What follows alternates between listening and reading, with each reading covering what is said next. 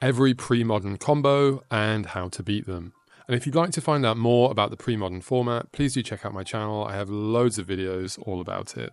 And in this video, we're going to look at all of the combos, from the ones that you absolutely have to understand and know about, to the ones that you only see once every few years. Guys, these videos take a super long time to make, especially this one, and I don't get anything from these. I just make them for the love of the format. So I really do appreciate your likes, comments, and especially subscribing to the channel if you'd like to support what I do. And so I've categorized the decks by how likely you are to play against them. This is not necessarily a power level because the format is still very new and there's still loads of very powerful decks that are somewhat undiscovered. So I think this list will change over time. And so starting with the most common combos that you need to know, Humility. So this combo is incredibly complex because Humility, while at first glance may seem straightforward in what it does, when combined with other cards, it becomes increasingly confusing. With manlands, they have an ability that makes them become something else. So when we activate that ability, it puts a layer on top of Humility's layer. So that means they will no longer be what Humility says they are, they will be whatever it is they become.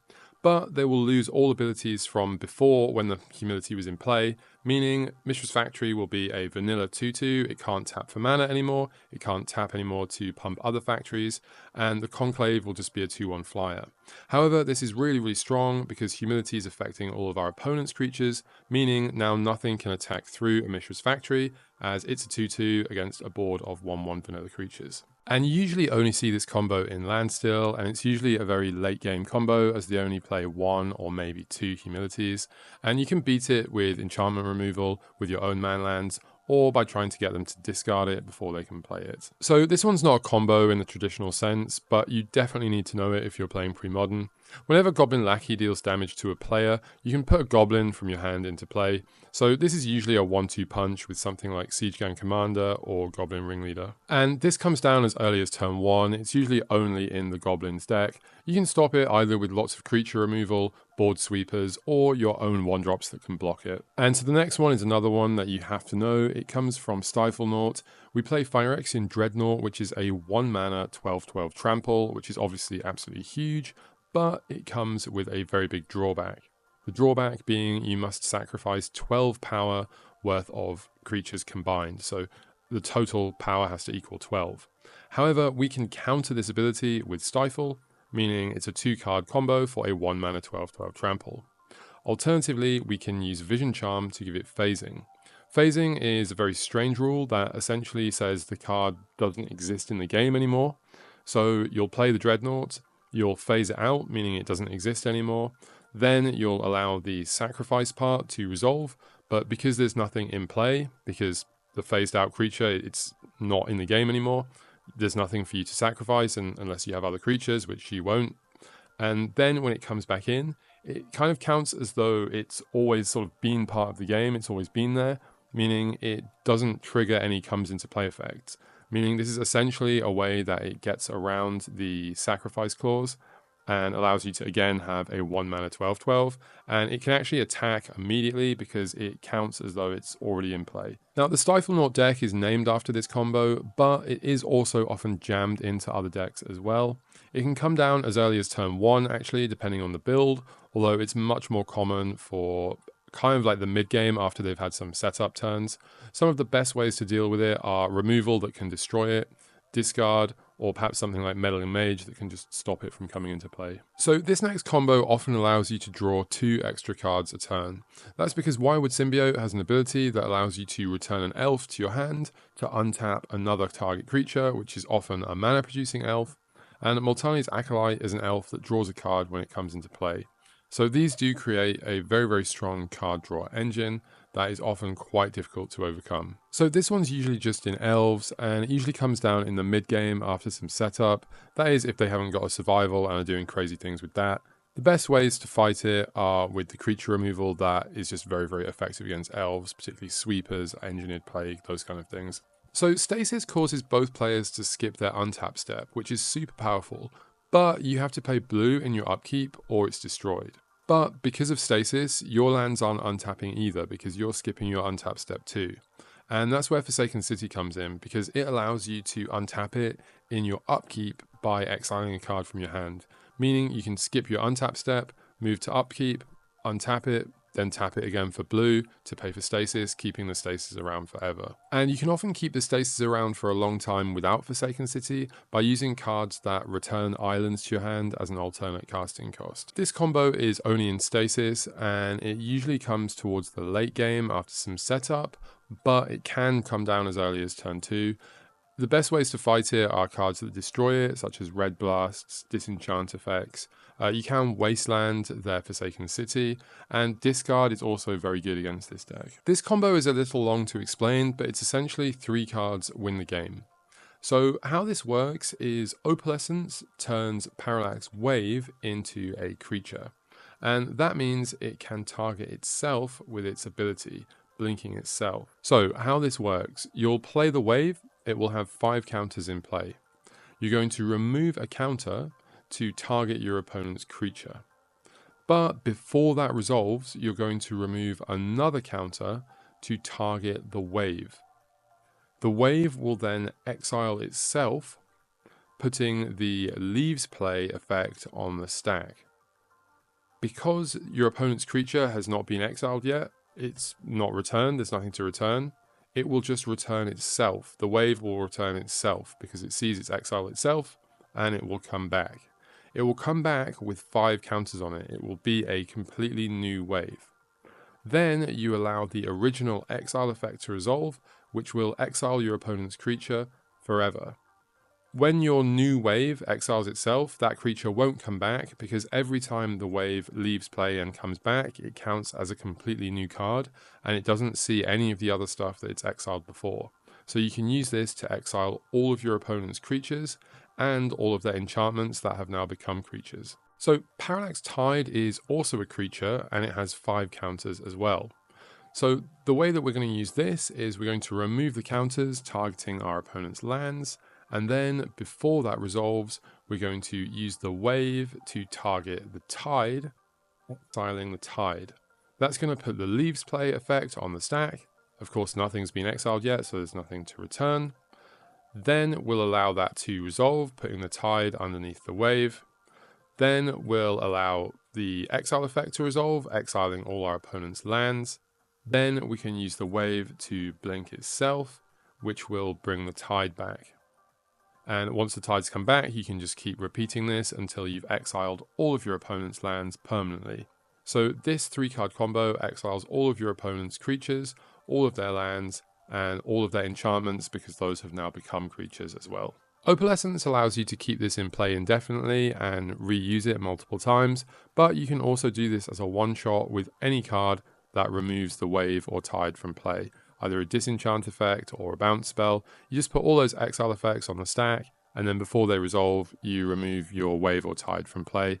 Then it will exile their stuff permanently. You can also generate infinite mana this way by tapping your lands for mana, then exiling them, allowing the exile to resolve so they actually will go under the tide, and then you just blink your tide, which returns your lands. When they return untapped, meaning you can tap them for mana again, then exile them again, allowing it to resolve, and just keep repeating until you have infinite mana.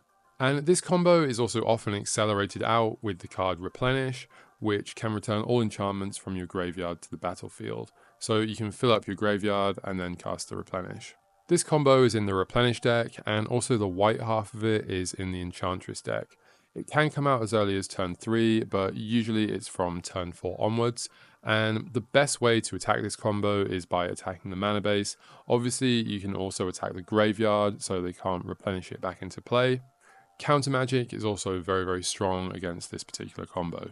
Oath of Druids is a card you absolutely need to know, and it balances creatures out.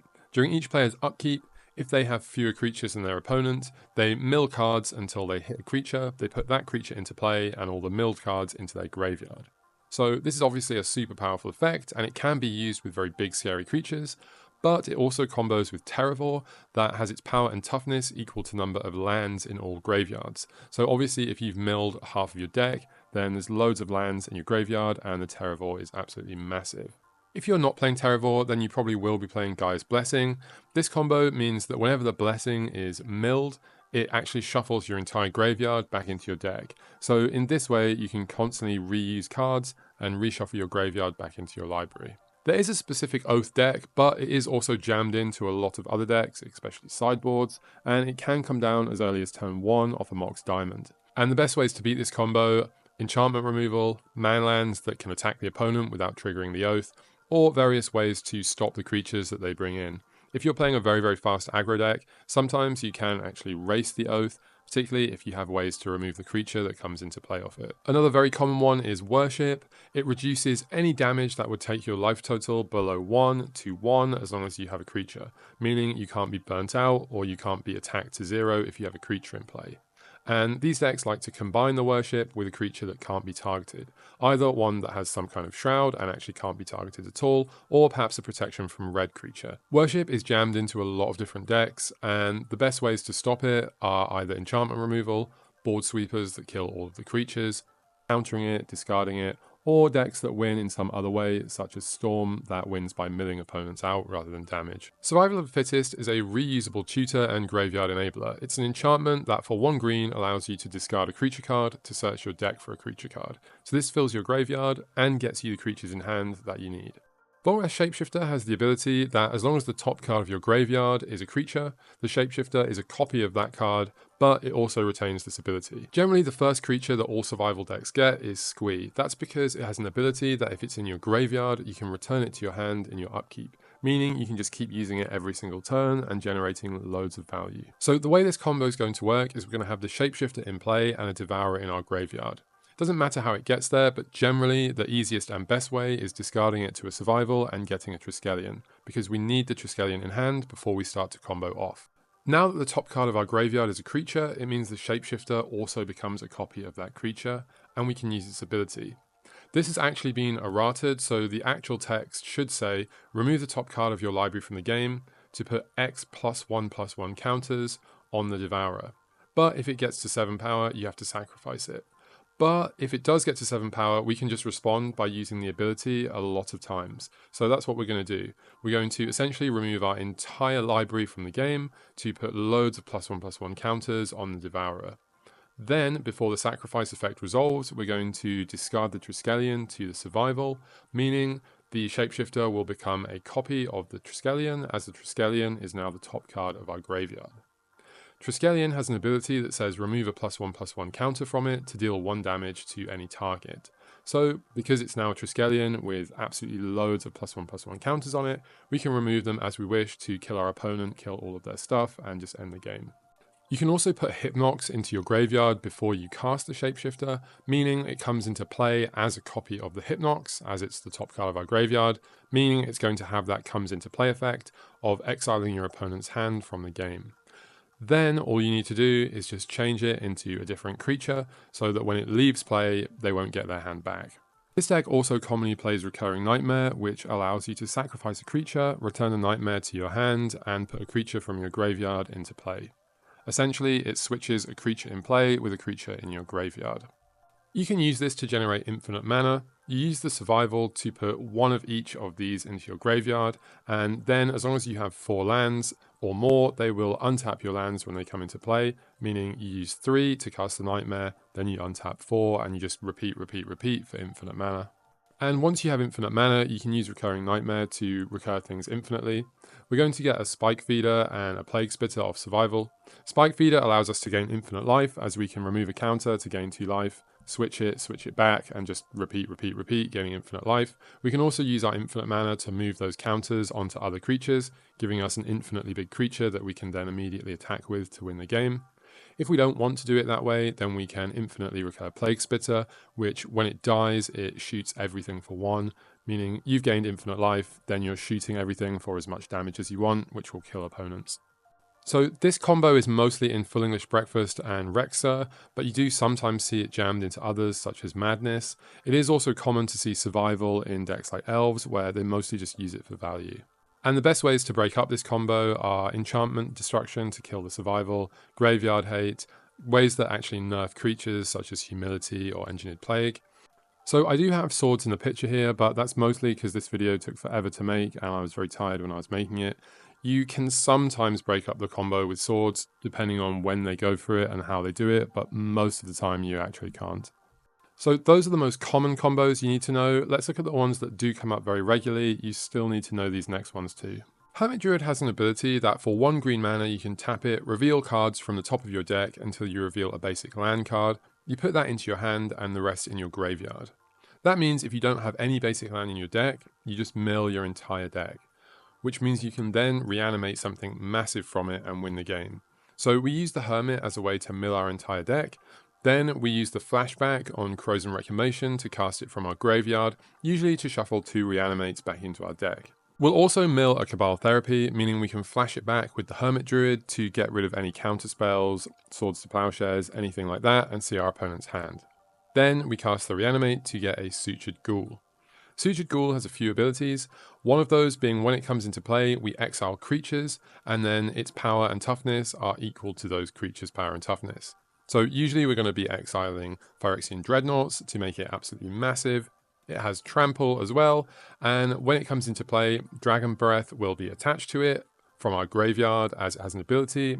When a mana cost 6 or higher creature comes into play, the Dragon Breath attaches to it.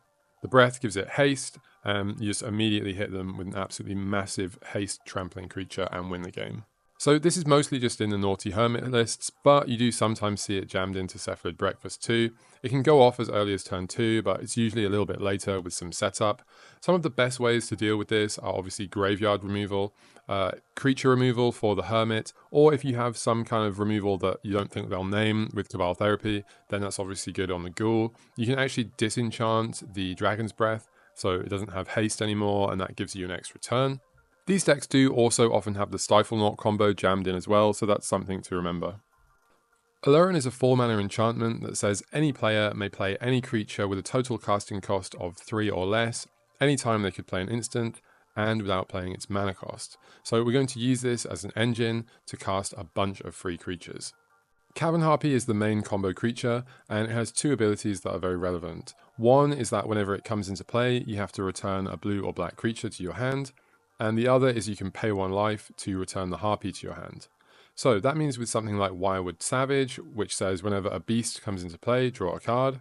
The Cavern Harpy is a beast. It means you can play it, bounce it, bounce it, and just infinitely do that and draw your entire deck. However, Wirewood Savage is actually quite a bad card on its own, so the decks have been moving towards Raven Familiar.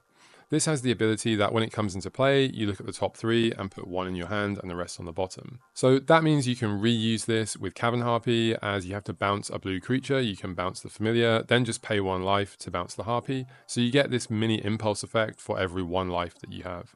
That should hopefully draw you into a Spike Feeder. Spike Feeder has 2 abilities that are important. One is you can pay mana to move its +1 counters around. The other is you can just remove them to gain 2 life. 2 extra life is obviously 2 extra bounces with the Harpy, but if we have a Mana War, we can go infinite. As Mana War can bounce the Spike Feeder, then we can play the Harpy, bouncing the Mana War. Then we pay 1 life to return the Harpy back to our hand, which puts us on +1 life.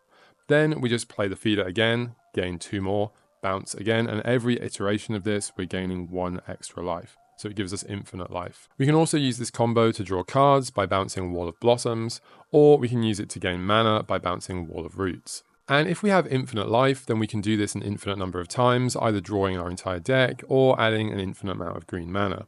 We can then use that green mana to use the Spike Feeder's second ability to move the +1 counters around, making an infinitely large creature that can attack and win the game. We also have the option of using Rishadan Cutpurse to make our opponent sacrifice all of their permanents. Some of the best ways to deal with this combo are Counter Magic, Meddling Mage to stop them from playing it, things that affect creatures so that the combo doesn't work, and you can sometimes kill the enchantment in response with the Harpy on the stack with some kind of enchantment removal. Reanimator is going to use one of these cards to reanimate a massive creature from the graveyard and then kill you with it very quickly. There are several good options to choose from. Phantom Nishoba, Akroma, and Multani are all very common, as are Symbiotic Worm, and you do sometimes see Rorix and Spirit of the Night, although those are less common. There is also a Dragon Reanimator build that uses Bladewing the Risen to just get some extra value from its reanimation spells. These are definitely some of the most common ways to put big creatures in the graveyard, although there are others, such as Buried Alive, that will just put them straight from your deck into your graveyard. Some of the best ways to fight this deck are obviously graveyard removal and ways for dealing with the big creatures. You can also try to counter the reanimation spells, but it doesn't always work, as sometimes they do have a lot of discard. So Storm revolves around playing a lot of cards in the same turn, and for each card that you've played, you get to copy this spell. Brain Freeze is one of the more famous Storm cards, and for each copy it mills 3 cards, so the aim is to mill the opponent out. There are various different versions of Storm. They all play Lotus Petal. One of them revolves around these cards that reduce mana costs to make it easier to play a lot of spells in one turn. It also plays cards that untap your lands, again making it much easier to play lots of spells in one turn. And then Merchant Scroll to search for extra copies of Brain Freeze, so you can just Brain Freeze them 2 or 3 times and completely mill their deck. Some of the mono blue lists play Intuition as a tutor, but almost all of the other builds do play Intuition as a main engine card in the deck. There's a version called Iggy Pop that uses Ill-Gotten Gains to continuously return 3 cards, 1 other Ill-Gotten Gains and usually 2 ritual effects to gain mana, and it just keeps doing that to generate a huge storm count, loads of mana, and win the game from there. That build uses black for the rituals to gain more mana, and Lion's Eye Diamond, also another way to gain lots of mana. And there is an interesting build that has come out recently that uses Bosium Strip as a kind of way to turbocharge your graveyard and just reuse loads and loads of ritual effects. It will be interesting to see if that deck does become more popular. And fighting these decks really does depend on which build you're playing against. Different cards are good against different builds. Generally speaking, there are cards that are good against all of them, such as Arcane Laboratory or Sphere of Resistance, that really punish cheap spells or playing a lot of spells. Things like Meddling Mage are also very strong, and against specific builds, Graveyard Hate can be good, or Disenchant effects can be useful. The Cleric's deck has a combo that allows them to get Sign of Darkness, a massive creature, out at a very discounted cost. They can use Dark Supplicant to tap it and sacrifice 3 Clerics, which is basically every single creature in the deck, and then they search their hand, graveyard, or deck for Sign of Darkness and put it into play. It's a big trampling creature, and when it deals damage to opponents, you can put a creature from their graveyard into play under your control, so in some matchups it's really powerful. Generally, this deck can combo out with a turn 1 Dark Ritual into a Priest of Gix, which is another Dark Ritual creature, into Rotlang Reanimator, and then a Supplicant. You tap the Supplicant, sacking everything, getting 3 zombie tokens, which is 6 power because you've sacrificed 3 clerics, and then on top of that, you also get the Sign of Darkness for a total of 10 power. This is very, very strong against certain decks, and it is just clerics that plays this. It can come out as early as turn 2, although usually it's a little bit later, or maybe even not at all, depending on the matchup. Reapers are very good against this, as are things like Swords to Plowshares or cards that can just kill the Scion. Pattern of Rebirth is an enchant creature, or aura for those newer players, that says whenever enchanted creature is put into a graveyard from play, you can search your deck for another creature and put that one straight into play from your deck. So it's a very good tutor for a creature that's in your deck. So these decks usually play these sacrifice creatures, and there are a few combos with them. The first one being you can sack a creature to pattern to get another huge enormous creature and win the game with it. Usually they choose a Chroma because it's haste and very difficult to deal with. Another combo that often gets people by surprise is you sack the creature that the pattern's on to get Symbiotic Worm, you then sack the worm, which gives you 7 tokens, and then you sack all the tokens. So in total, all of these sacrifices give you plus 18 on your 2/2, making it a 20/20 and just one-shotting opponents out of nowhere. So this is quite a good combo that really can take some players by surprise if they haven't seen it before. And this deck also plays Academy Rector, which can also jumpstart the combo, as you can sack it to find a pattern to put on another creature and then get the worm for lethal. Or if you don't have any other creatures, you can get Sapling Burst, which then allows you to make a token, sack it, make a token, sack it, and so on. It will give you plus 14, which in most cases can be enough to finish the game, although it's not quite as powerful as the worm combo. There is another build of this deck called Terms and Conditions. It's called that because explaining the combo is so long and with so many tiny little details, it really feels like explaining terms and conditions. So the way it works is you start by sacking a creature with pattern on it to get Iridescent Drake. That returns the pattern, enchanting the Drake, which then lets you sack it again to get another creature, being Karmic Guide. Karmic Guide will get the Drake back, which will get the pattern back. And we're going to sack the Drake again, but with that ability still on the stack, so we haven't searched for anything, we're going to sack the Karmic Guide. It's very, very important to do that because we're getting a Volrash Shapeshifter, which needs the top card to be a guide, so that when it comes in as a copy of the guide. We're then going to return the Drake using this new Shapeshifted guide, and that will return the pattern, and we're going to immediately sack it. It doesn't matter what our Shapeshifter turns into here, but we're getting a Body Snatcher. Snatcher has two abilities. One of them that exiles it when it comes into play unless you discard a creature that's not really relevant because we're doing everything before that ability will resolve, and another that when it's put into a graveyard from play, you exile it and return a creature that's in your graveyard to play. So we're going to sack it, exile it. That's going to turn our Shapeshifter into a Body Snatcher. So we already have one return effect on the stack, and we're then going to sack our Shapeshifter. So now we have two return effects on the stack. We're going to use one of those return effects to return the Drake with the pattern, which we're going to immediately sack to get an Academy Rector. Remember, we still have one reanimation effect on the stack. We're going to sack the Academy Rector to get a Goblin Bombardment, which allows us to sacrifice a creature to shoot something for 1. And then we're going to use the last reanimation effect to get the Drake back with the pattern on it. We'll then sack that to get a Karmic Guide, and from here we can bring back the other Karmic Guide and just loop those effects forever, shooting our opponent for 1 damage every single time. But do remember, you need to sacrifice the Karmic Guide with its ability on the stack, otherwise when the other one comes back, the first one won't be in the graveyard to reanimate. Curse Totem and Humility can completely stop this combo, as can removal on their sacrifice creature, or when they go to cast pattern, removal in response. Meddling Mage can be quite good, as these decks often lack removal themselves, and counter magic, graveyard removal against Terms and Conditions build. And Engineered Plague is okay against the worm version of the combo because it can kill all of those insects, meaning they can't be sacrificed. But let's move on to the rare combos. As of recording, you really don't see these very often at all. So for Tron, you assembled these 3 lands, and then instead of tapping for 3 colourless mana, they add 7 colourless. The decks then use this mana for whatever big mana spells they're playing. Usually the most common build is a blue-white kind of value build that just slowly gets into Tron over the game and then eventually uses it to take over. And some of the best ways to fight this are land destruction, which clearly breaks the Tron combo up, or just having a very fast deck that can kill them before the combo comes online. As the blue-white builds currently, they're not really speed Tronning you, they're more kind of doing it over several turns and kind of generating value. So it is very possible to kill them before they assemble it. Goblin Welder survival lists are very similar to other survival lists, except they play a lot more artifacts and Goblin Welder. So the Welder lets us exchange an artifact that's in our graveyard with one that's in play. So we can switch those. And survival obviously allows us to tutor for things. So we just have a whole bunch of decent artifacts that we can keep switching in and out of play. So the best ways to fight this would be ways to kill survival, ways to kill the Welder, and graveyard removal that can stop that recursion. So another combo with Phyrexian Devourer, we saw that one earlier. We're going to exile cards from the top of our library to pump its power, and when it hits 7, we're going to just respond to that trigger by exiling loads. That will make the Devourer absolutely massive.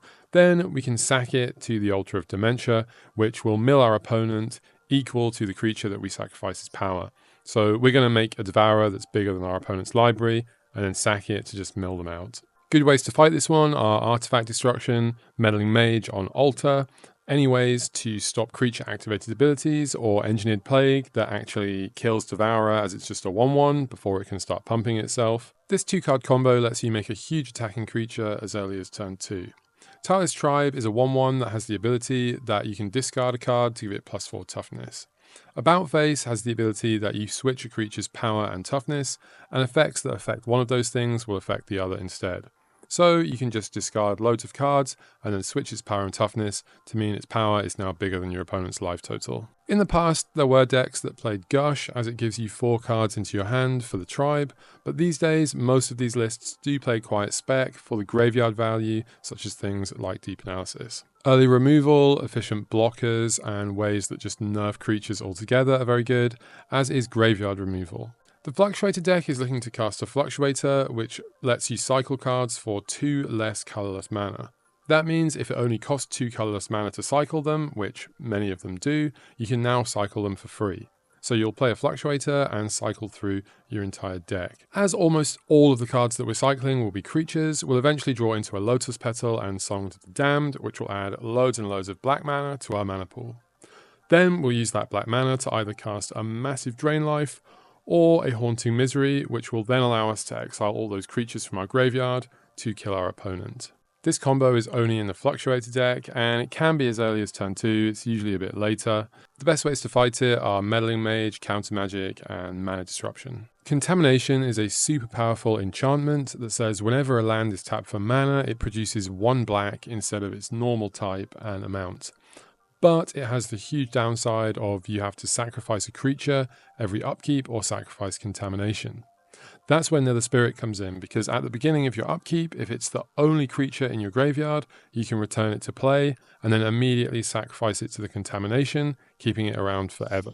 Artifacts and black cards obviously get around this lock, as does Mishra's Factory, which can be animated as manland, even though it only adds black mana when tapped. Graveyard removal is good against this combo, as is Swords to Plowshares on Nether Spirit if you can get it off before the lock. Otherwise, you can hope to try to float mana and disenchant or naturalize the Contamination once it hits play. Zombie Infestation is an enchantment that lets us discard 2 cards to put a 2/2 black zombie into play. There's a few ways to abuse this and turn it into an engine, one of which is the Nether Spirit Contamination lock that we just looked at, as you can discard a spirit early to make a zombie as well. We can also abuse it with Madness, which allows us to cast the cards that we're discarding for a Madness cost. But the main way to abuse it is with Squee Goblin the Bob and Krovikan Horror, both of which can return to our hand from our graveyard, meaning we can make a lot of zombie tokens and overwhelm opponents. It's usually just in the Zombie Infestation deck, but it can sometimes be jammed into others, and the best ways to fight it are Graveyard Destruction or Enchantment Destruction to kill the Zombie Infestations. Otherwise, you can try to use huge trampling creatures to attack over them and try and kill them before they can generate enough advantage. So this combo is going to result in bouncing all of our opponent's permanents and leaving us with the combo in play. We need 2 Enchantress cards, which both say whenever you play an enchantment, draw a card. You can use these in multiples or one of each, doesn't really matter. We're going to combine them with Words of Wind, which says whenever you would draw a card, you can skip it, and instead both players return something to their hand. Enchantress decks always develop their mana very well, but we specifically want 1 or 2 lands that tap for 2 or more mana. So we can then generate infinite mana by bouncing a Cloud of Fairies over and over and over again. We're going to use 2 draws, which we'll skip to bounce the Cloud, and an enchantment, and then we'll just cast them over and over and over again to bounce all our opponent's stuff. You can also do a mini version of this combo with Sylvan Library, which will allow you to bounce 2 or 3 things a turn if you want to. This combo is usually only in blue-green Enchantress, although there's nothing stopping the regular version from playing it in the future. Mass enchantment removal is one of the best ways to deal with this, as would be decks like Dreadnought that can put a massive creature into play and back it with counter magic. The life combo gains infinite life, and you need one of these 2 creatures. Either one is okay. They both have an ability that says the next time damage would be dealt to it, it's dealt to target creature you control instead. And you can activate this ability as many times as you want, which is important because we're going to be redirecting it to one of these 2 cards. And they have the ability that whenever they become targeted, they get a toughness boost, meaning we can target them an infinite number of times to boost their toughness an infinite number of times. And once you've blinked them an infinite number of times, you can use Worthy Cause, which says sacrifice a creature, gain life equal to its toughness, meaning you'll gain infinite life, and most of the time that's enough to win the game. The deck also plays Starlit Sanctum, which has a very similar ability on a land, the only difference being you must sacrifice a Cleric, meaning you can only do it with one of these creatures instead of with either of them, as the other one is not a cleric. It also has the ability that you can sacrifice a cleric for target player to lose life equal to that cleric's power, which is actually relevant because these decks often do play about face, which allows you to switch their power and toughness. You can of course just attack once you switch the power and toughness, or you can use Test of Endurance, which lets you win the game if you have 50 or more life in your upkeep. So this one's in the life deck, but it's sometimes jammed into Cephalid Breakfast too, and it can be as early as turn 3. The best ways to deal with it are just loads and loads of creature removal, as well as cards that specifically nerf creature combos, like Curse Totem. And speaking of Cephalid Breakfast, it's a very, very similar combo, except it infinitely mills our deck instead of providing a massively tough creature. So we're going to mill our entire deck, and then once that's done, we're going to reanimate a Sutured Ghoul and attack for lethal damage. Again, you can stop this with stuff that stops creature combos, but against the Ghoul combo, things like Ensnaring Bridge or Graveyard Removal are also very good. Balancing Act is supposed to be the fixed balance, but it's just as brutal. It checks the player that has the fewest number of permanents in play, and then the other player has to sacrifice down to that number. Similarly, with cards in hand, whoever has the most has to discard down to be the same as the person who's got the least. And that's where the sacrifice lands come into play, because you can sacrifice all of your lands, so you'll have 0 permanents, cast the Balancing Act, and then your opponent has to sacrifice all their permanents. Most decks can't come back from that. On top of that, many of these lists play Lion's Eye Diamond, meaning you discard your hand and add 3 mana, so your opponent will also have to discard all the cards in their hand. Then you can flashback a Roar of the Worm, so you'll have a 6/6, and your opponent will have absolutely nothing in hand or in play. Other builds look to float mana and play an enormous Terravore to finish the game quickly, or a Nurid Brushhopper, which again can help with discarding your hand, and is sort of pseudo-exiled while the Balancing Act is resolving. So this can happen as early as turn 3, and the decks do have the ability to make a turn 1 6/6 with Lion's Eye and a land, discarding their hand. Some of the best ways to fight it are specific cards that are good against this deck, like Sacred Ground, or Back to Basics that stop all of their lands from untapping. And Counter Magic is also very good, but the deck does play quite a few copies of Orim's Chant and other things like that, because Counter Magic is so good. And moving on to the combos that you almost never ever see, you really rarely see these. Draco Blast, or Draco Blast, depending on how you say it, is a 2-card combo that revolves around the card Erratic Explosion. You target a creature or player, then you reveal the top card of your deck, and it deals damage equal to the mana cost of the card you reveal. So we're going to reveal a Draco, which has a mana cost of 16, meaning it just does 16 damage for 3 mana. But we need to stack our deck. So the most common ways to do that are with Scroll Rack or with Insidious Dreams. The Dreams is much more common as it's an instant speed tutor that lets you discard 2 cards to just get the combo, as you can untap, draw the explosion, and then immediately cast it to shoot them for 16. It's quite a slow combo, usually coming down on turn 5, although it can be earlier with a Dark Ritual. And there are actually quite a few ways to deal with this. Counter Magic is very good against it because they need to discard cards as an additional cost for the Dreams. Orim's Chant completely stops it because if you chant them in their upkeep, Explosion is a sorcery, they won't be able to cast it, and then they'll draw the Draco, meaning they'll no longer be able to shoot you for 16, which is really, really annoying. Meddling Mage, other things like that. Life gain as well, as the combo only does 16 damage, it's not even lethal, so if you can get your life total high enough, then it's difficult for the deck to actually kill you. We've seen combos with Recurring Nightmare before. It has the ability to sacrifice a creature to let us put a creature from our graveyard into play. This infinite combo is going to use mana cost reducers such as Jet Medallion, or sometimes, although rarely, Helm of Awakening. Usually just plays Jet Medallion. That will make the Recurring Nightmare cost 2 mana, and then we can use it to recur Priest of Gix, which adds 3 mana. That means every time we do it, we'll net mana, giving us infinite mana. Once we have infinite mana, we can recur things infinitely, so we can recur something like Highway Robber to drain our opponents out and win the game.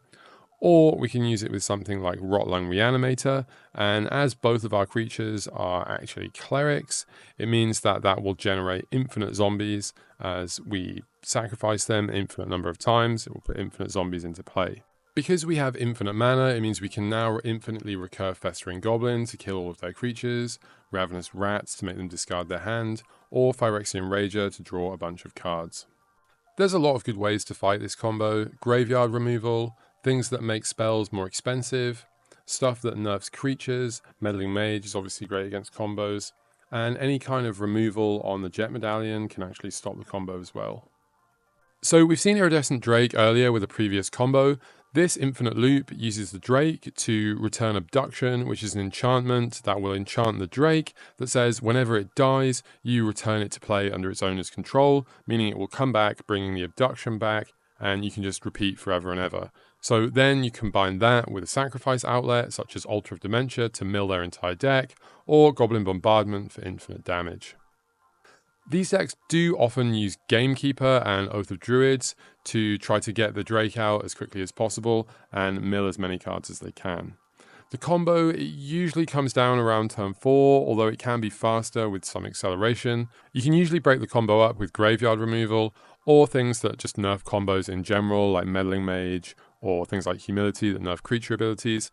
You can also break it up with a well-timed disenchant effect while their abilities are on the stack. And actually, Gamekeeper and Oath of Druids are used by other decks, most notably the Turtle Splash deck, which is going to create an infinite loop with Altar of Dementia or Claw of Yix to gain infinite life, mill our opponent out with the Altar. It uses Spasm Bailiff. It's quite long and intricated. I'll explain it in a second. But the deck is going to use Mana Rocks to gain loads of mana and Reanimation effects to loop this forever. Okay, so the way this works, you need a sacrifice outlet in play, you need an Animate Dead either in your hand or in your graveyard, and you need mana rocks that can provide 2 or more mana. You then get the Bailiff into play, either through Oath of Druids, Animate Dead, or just hard casting it. That puts its exile effect on the stack. But before it resolves, we're going to sacrifice it to our sack outlet, which will put its return effect on the stack. We then resolve the return effect, returning all of those things from graveyards to our hand. Then we can resolve the exile effect, and there's nothing in our graveyard that we care about, so there's nothing to exile because we've just resolved the return effect. From there, we can then cast all of our mana rocks. Now, we do need enough mana to be able to cast an Animate Dead here, so you either need 2 Lotus Petals or a Lotus Petal and another land. We'll then use that to cast Animate Dead. Before the Animate Dead can return the Bailiff, we're going to sacrifice our Lion's Eye Diamonds to gain a bunch of mana, discarding our hand. Then the Bailiff will come into play. Again, that will put the exile effect on the stack, but before it resolves, we're going to sacrifice it to return everything. So that will also return the Animate Dead as it's now in our graveyard, and we can just keep repeating this, netting more and more mana, milling our opponent every time, or using Claws of Gix to gain life every time. So infinite life or infinite mills. So technically it can win on turn 2, but usually it's from turn 3 onwards. But the combo is actually quite easy to disrupt. Graveyard removal can disrupt it. The deck plays absolutely no removal, so if you have 2 Meddling Mages in play on both of their versions of Animate Dead, then that just completely locks them out. Stifle on the return ability can lock them out. And sometimes if you're super lucky, a well-timed disenchant effect can also knock them out, so it is quite fragile. So moving on to one of my favourite combos in Premodern is Chance Encounter. Whenever you win a coin flip, you put a luck counter on it, and at the beginning of your upkeep, if you have 10 or more luck counters on it, you win the game. And we combo this with Frenetic Efreet, which has a very interesting coin flip ability. So because the ability is after that colon, it means that we can do it an infinite number of times. So we can put the ability on the stack an infinite number of times, and then even if we lose the flip, sacrificing our Efreet, we still continue to resolve those abilities even though it's not in play. So we'll just flip hundreds and hundreds of coins, and then clearly get 10 counters from there, and then in our upkeep, win the game. So this combo can be as early as turn 4, but it's usually a bit later after some setup. There's quite a lot of ways to stop it as well. Things like Engineered Plague, Cursed Totem, and Meddling Mage are all very annoying. But it's also very weak to disenchant, as even if you combo off, you still need the enchantment in your upkeep, meaning they can let you combo off and then just disenchant it before your upkeep and completely stop you. So moving on to fan favourite Doomsday, this uses Future Sight, which allows you to play with the top card of your deck as though it was in your hand. We're then going to combo that with Doomsday, which allows us to exile our graveyard and library, except for 5 cards, which go into our deck in any order that we choose, meaning we can set them up in an order that allows us to infinite loop. So if we already have the Future Sight, the cards we're getting are 2 Lion's Eye Diamond for mana, a Rushing River, which is sort of like an optional spot we can use to bounce our opponent's stuff, Ebony Charm, which is our win condition, and then another Doomsday, which we use to infinite loop the Doomsdays. If we don't have the Future Sight, we need to get the Future Sight, and then we'll usually get something like a Dark Ritual to help us actually cast it, as it is a lot of mana. So we'll order them like this. So first we draw Dark Ritual into Future Sight, which is going to help us to cast it. Then we can go off with Lion's Eye Diamond into Doomsday, into Ebony Charm. And actually, the Doomsday we just cast will go to our graveyard after resolving. So I'll start by explaining the most simple version of this, which is when you have a Future Sight already in play when you cast the Doomsday. In that situation, you'll play 3 Lion's Eye Diamonds and you'll sacrifice them to add 3 mana. Remember, you're casting them from the top of your deck, so you don't care about your hand. That will generate you a bunch of mana, so you can then cast Ebony Charm to drain our opponent. They lose 1 life and you gain 1 life. That's very important because Doomsday makes us lose half of our life. So this will offset the life loss. Then we cast the second Doomsday. That will allow us to restack our deck and essentially go through the whole process again. When that's resolved, it will go to our graveyard, so then we can just cast all the Lion's Eyes again. If we don't have the Future Sight, we'll have to put the Dark Ritual and Future Sight into that pile, and then we draw the Dark Ritual, which is going to help us cast the Future Sight, and from there we can then chain off. We can use Dark Ritual instead of a Lion's Eye. If we need to bounce something, we'll stack it like this. We can use this to bounce all our opponent's stuff with Rushing River, and then once we've bounced everything, then we can just flip the order to get the Ebony Charm and start draining them as we did before. So usually this combo is from turn 3 onwards, and it definitely has some setup turns as Future Sight is quite expensive. You can break it up with graveyard removal, disenchant effects on the Future Sight. Obviously things like Meddling Mage on Doomsday can be very, very annoying. These two combos are different, but I've included them together as they also feel very similar to me. Pandemonium is an enchantment that says whenever a creature comes into play, that creature's controller can have it deal damage to any target. Mog Bombers has a triggered ability that if any other creature comes into play, you sacrifice it and it deals 3 damage to target player. Typically Pandemonium combined with Sapling Burst deal a huge amount of damage. The burst can make creatures, so what we're going to do, we're going to remove the counters 1 by 1, each time resolving the ability for 6, 5, 4, 3, 2 and 1 damage, for a total of 21 damage to our opponent's face, hopefully killing them straight out. Because Mog Bomber's ability makes us sacrifice it, we need to bring all those creatures into play in response to the ability. So we're going to respond by making another creature in response to every trigger. This time we can make 7 because we don't care about the creature's power or toughness, so we can make a 0/0. That will put 7 of those abilities on the stack for a total of 21 damage.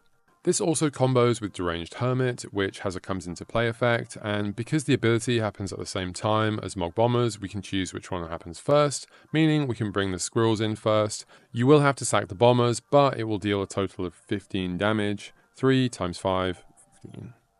Pandaburst can actually be in quite a few different decks. Mog Bombers is just in the Mog Bombers deck, and it's usually from turn 4 onwards, but does have a little bit of setup. Some of the best ways to fight it are just general creature removal that's good against red-green aggressive decks like Swords to Plowshares. Other efficient answers like Cabal Therapy, things that attack their mana are also quite good as it is very mana intensive, and some of the good anti-combo cards are good against the Pandaburst combo. And the next one is with Astral Slide, which whenever a player cycles a card, we can exile a creature until the end of turn, and then bring it back.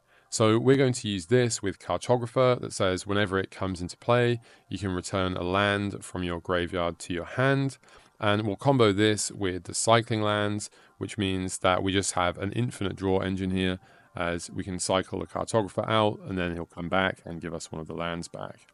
We can also use Slide to flip up Exalted Angel, as when you exile, it will come back face up, which I forgot to edit in the videos, but is something you can actually do.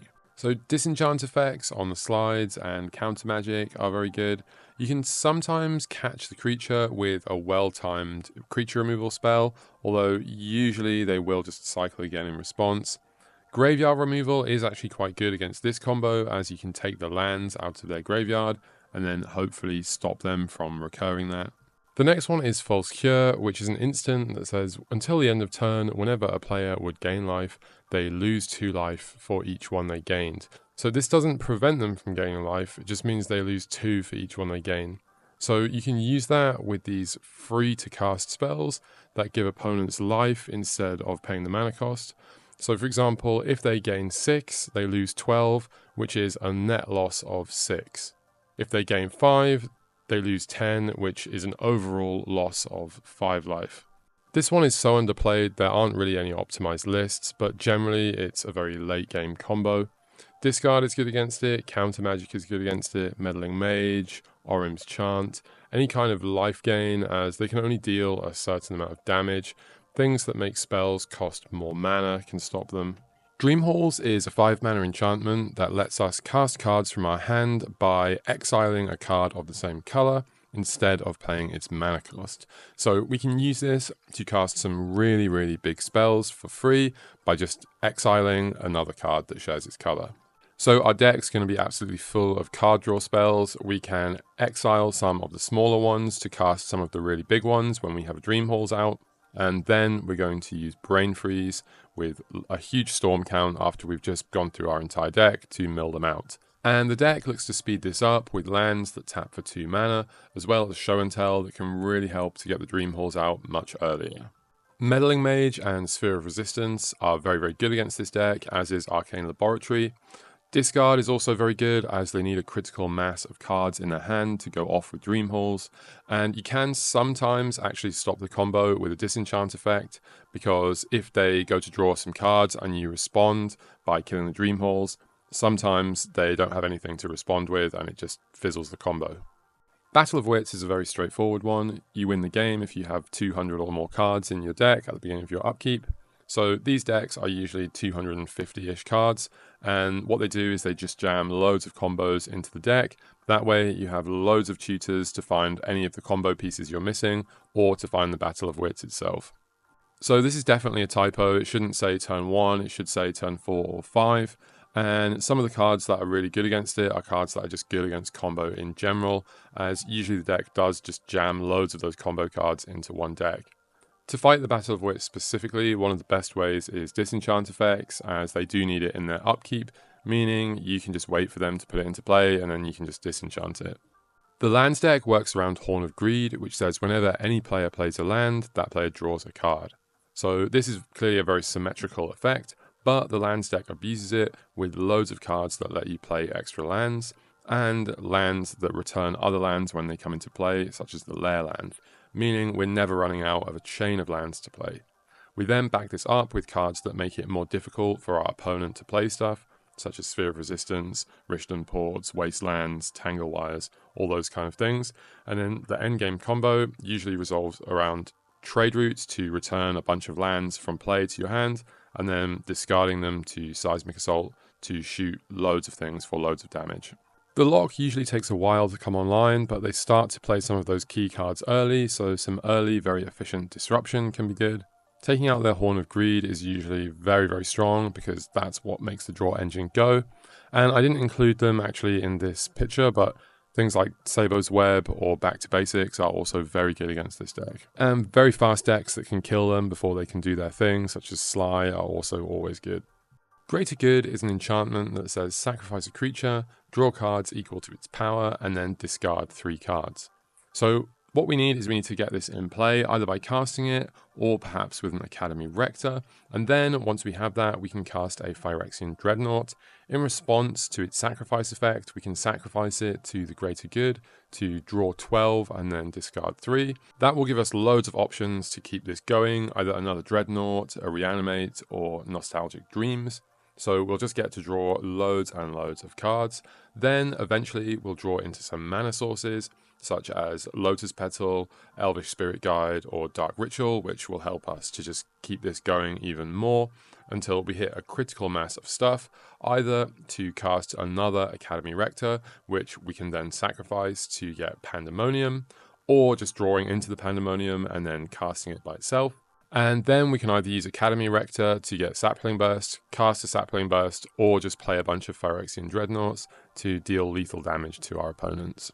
This is usually a turn 4 and onwards combo, but it can definitely be much faster with some of the acceleration. Some of the best ways to fight it are disenchant effects on the greater good, graveyard removal to stop them from recurring those Phyrexian Dreadnoughts or other cards that they need, and things that are just good against combos like Meddling Mage and Sphere of Resistance, which can really stop them from comboing off. So this is an idea that I've had for a deck that I really want to make. Zur's Weirding means that each player plays with their hand face up, and if they would draw a card, their opponent can pay 2 life to have them put it into their graveyard instead of into their hand, meaning they won't draw the card. We can combo this with Words of Worship, which has a replacement effect, which says if you would draw a card, instead you can gain 5 life. So your opponent can't prevent this because it's not a draw, it's a replacement effect, and then you can use that 5 life you gain to prevent them from ever drawing a card ever again. Meaning eventually you'll deck them because you're not drawing cards, and technically they aren't either, but they are milling a card every time they try to. Because Sylvan Library has a very strange, unique wording, we can use it with Words of Worship to gain 15 life a turn without putting any cards back. So that's also very, very good against aggressive decks. So obviously cards that destroy enchantments will be very good here, as will things like Sulfuric Vortex that stop players from gaining life, discard, counter magic, all the things that are usually very, very good in these situations. If you've liked this video, please do like, comment, subscribe, and thank you for watching.